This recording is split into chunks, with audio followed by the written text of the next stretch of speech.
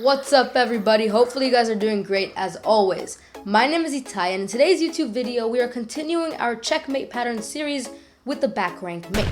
Now, if you already are familiar with this mate, and a lot of you will because it is very common, don't click off the video because today I share some of the secret hidden ways that you can use this mate that you might already not be using.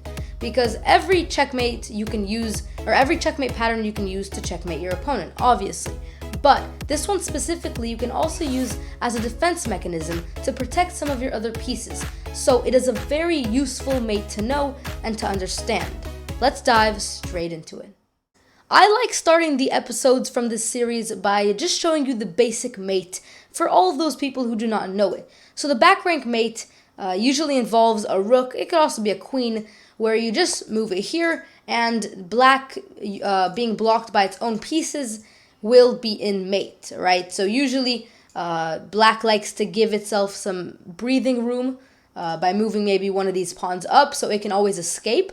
But if you do find yourself against an opponent who just has three pawns or any pieces like these blocking the king, then you can usually use it to mate your opponent by doing the back rank mate. So this is a very simple position. Now I like to dive into in-game examples to show you where you can use it in your game. This example is to show you how you can recognize the back rank mate, how you can then execute the back rank mate, and use it to win the game. So this is the example on the screen. Try to pause the video, figure out how you can mate as white, and then repause or enter the video again once you figure it out.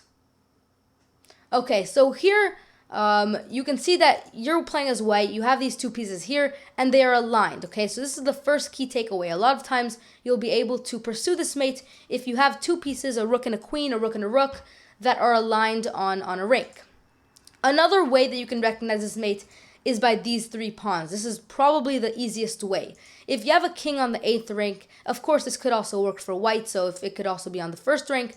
But if you have a king here and it's blocked by 3 pawns, so none of these pawns are pushed forward, they're all sitting on the 7th rank, then this is a key, this is an easy way to recognize that you might be able to use this mate. Okay, so now you have to figure out how can I get a queen or a rook to any spot here that will be able to obviously take advantage of these pawns just sitting here and mate the king.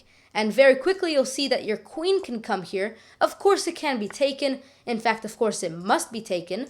But then you can recapture with the rook and you've gotten your piece there. Okay, so key takeaways here. Sometimes you need to sacrifice your queen in order to win the game. Also, obviously these 3 pawns and having these aligned pieces here can a lot of times win you the game, because these 2 pieces you can afford to sacrifice the first one in order to get the second one safely across to mate your king or your opponent's king. Okay, now I want to show you, because in the start I mentioned how you can also use this as a defensive mechanism. So now I want to actually show you and prove you how you can do that in your game. So let's get to the board. I just wanted to mention that more than 79% of the people that watch my videos are not subscribed. So if that is you, make sure you subscribe. It takes about 3 seconds and it's completely free, and I'll really appreciate it.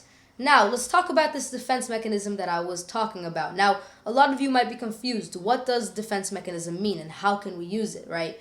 Well, in this position on the screen, this pawn here is hanging. Obviously, the black rook can take it. And there doesn't seem to be a very easy, or there doesn't seem to be a way to stop this pawn from being hanging. Obviously, if you push it forward, it's still unprotected in this square, and the knight cannot be used to protect it either. If the pawn was here, the knight could play this move, for example, to protect it.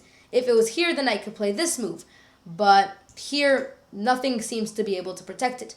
Well, there actually is a way, which is moving your rook here, or realistically anywhere along this file here. The reason that this works is that now if black were to take it, you can use, you can mate your opponent with the back rank mate. So, obviously in this position, you're protecting the pawn by playing this move, because now no longer can black play this without being mated. So a lot of times, or not a lot of times, but a key thing to understand is that sometimes to protect a piece, you don't actually have to have another piece that is, watching over that piece. Sometimes you can just make a move like this, and now you are protecting this piece theoretically, because if black were to play this move, Obviously, this is mate, so you are forcing black to keep the rook here. Right before you click off the video, one big, huge actually, takeaway from this whole video is that there is a very simple way to avoid the back rank mate. Open up one of your pawns, okay? Whenever you don't have a move to play, obviously here you want to play this move, but whenever you don't have a move to play, just play one of these moves. Allow it so your king has a way to escape should your king need it. This way you avoid ever getting back rank mated in the whole game. And in all of these positions, you'll notice that all of black's pawns are on the 7th rank, which force black, I guess make it so black does not have a way to escape. And one great way to avoid it is to just play this move, or this move, or this move.